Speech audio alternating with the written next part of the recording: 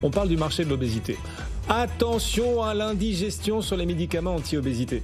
C'est l'idée, c'est votre message aujourd'hui aux investisseurs et vous l'assumez. Tout à fait. Ils l'assument. Là, parce que les médicaments anti-obésité tout au long des dernières années, c'était la martingale, c'est vrai. C'était vraiment la pilule miracle en quelque sorte. Pour les investisseurs, ça marchait bien. Novo Nordisk, Eli Lilly, etc. Sauf que là, Eli Lilly comme Novo Nordisk ont publié et ça n'a pas très bien marché, ça n'a pas été très bien accueilli par les investisseurs.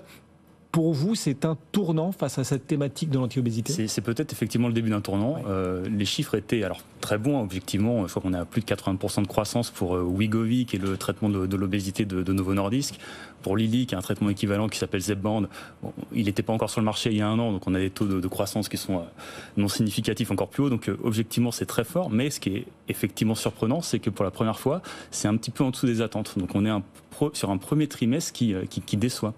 Et je pense que le marché, et d'ailleurs on le voit avec les réactions boursières, parce que Novo a reculé de 25% depuis son plus haut de l'été dernier, Lilly en recul de quasiment 15% aussi depuis son plus haut de l'été dernier. Mine de rien. Oui. Et donc on voit que les investisseurs commencent à se poser la question des perspectives de ces produits. Et se pose probablement la question de savoir si ça n'a pas été surestimé. Et aujourd'hui, quand on regarde les estimations des analystes, on a maintenant quasiment 100 milliards de potentiel sur les traitements de l'obésité. Et c'est quasiment en fait sur deux molécules, hein, ces deux produits de Lilly et Novo. C'est probablement trop. Aujourd'hui, on peut se poser la question de savoir si ces traitements vont être pris au quotidien, pendant toute la vie des patients, ou s'ils vont être pris plutôt en cure, donc pendant une période limitée, peut-être d'un an, voire deux. On sait aujourd'hui que le maximum de la baisse de poids est obtenu au bout d'une année. Que vont faire les patients une fois qu'ils ont obtenu cette vingtaine de % de réduction du poids, qui est quand même assez importante, mais au-delà, on sait qu'on n'a plus de bénéfices additionnels à continuer à prendre le traitement. Alors, est-ce qu'ils vont arrêter ? C'est probable. Et s'ils arrêtent, qu'est-ce qui se passe ? Aujourd'hui, on sait qu'ils potentiellement ils reprennent le poids, ces patients, en l'absence de traitement. Alors, est-ce qu'ils vont avoir le droit de recommencer une deuxième fois, sachant qu'ils seront retournés à leur poids de départ ? Donc, toutes ces questions se posent, et surtout le coût que ça va représenter pour les systèmes de sécurité sociale un peu partout sur la planète, notamment aux États-Unis. On peut se poser la question de savoir s'il n'y aura pas des restrictions supplémentaires qui seront mises sur les remboursements.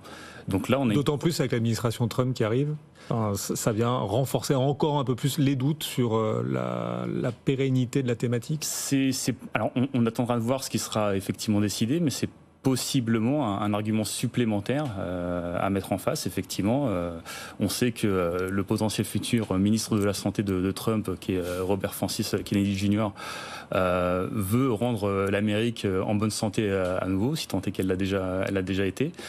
Et ça passera notamment par essayer d'améliorer les habitudes alimentaires des Américains. Donc je pense que c'est important, mais ça prendra probablement beaucoup de temps, parce qu'il y a probablement aussi un sujet culturel.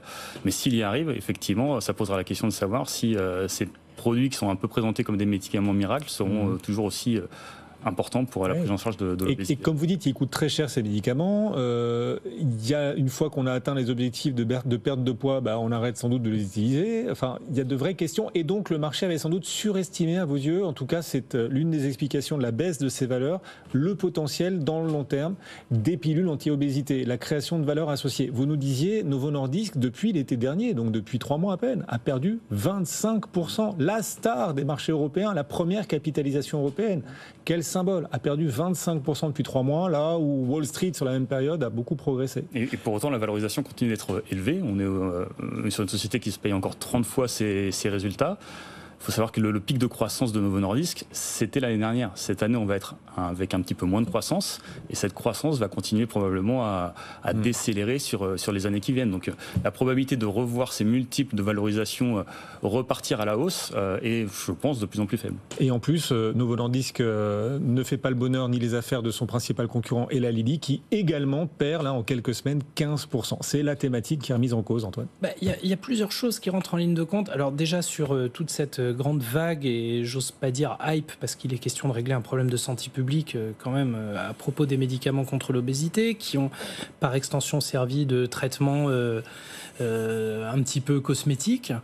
On va dire que la dynamique, premièrement, est dépendante aussi du fait que c'est des médicaments qui sont absolument pas anodins. Enfin, moi, je sais pas, ceux qui se traitent avec ce genre de produits constatent des effets secondaires quand même qui sont massifs. C'est pas des bonbons Haribo.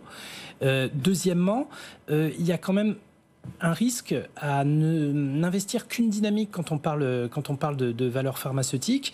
Et là, on le voit, il y a énormément de spéculation autour de ça, de se dire c'est un problème de santé qui va mettre des années et des années à se régler, donc ces laboratoires ont un boulevard de croissance. Non, attendez, les pharmaceutiques, c'est autre chose, c'est prévoir l'avenir, c'est prévoir un pipeline de médicaments pour se diversifier.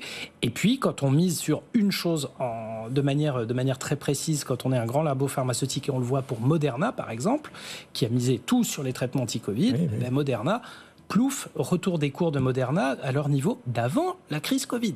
Ils ont tout reperdu. Donc, il y a des mouvements comme ça sur les pharmaceutiques qu'il faut observer avec attention et des dynamiques qu'il faut exploiter, mais à leur juste mesure. Parce que sinon, effectivement... Mais ça veut dire que ces valeurs de la santé qui étaient un peu has-been ces dernières années, ce sont peut-être elles qui, en réalité, dans moyen long terme, apporteront la plus forte croissance, la meilleure performance pour les investisseurs. Sanofi, par exemple, dont tout le monde s'est beaucoup moqué, qui a beaucoup, c'est vrai, déçu en bourse et qui, dans l'univers de la santé, est un petit peu passé au second rang. Par exemple, Sanofi vous semble, en fait, pour le moyen long terme, peut-être mieux positionné que les stars des derniers mois? Alors, Sanofi, c'est un exemple, mais ce qui est important de dire, c'est que le secteur de la santé, c'est avant tout de l'innovation, énormément d'innovation. On a parlé de l'obésité, alors là, c'était peut-être un peu trop anticipé, mais il y a énormément de choses. Les principales dépenses de recherche et développement du secteur sont dirigées vers le cancer, vers l'immunologie.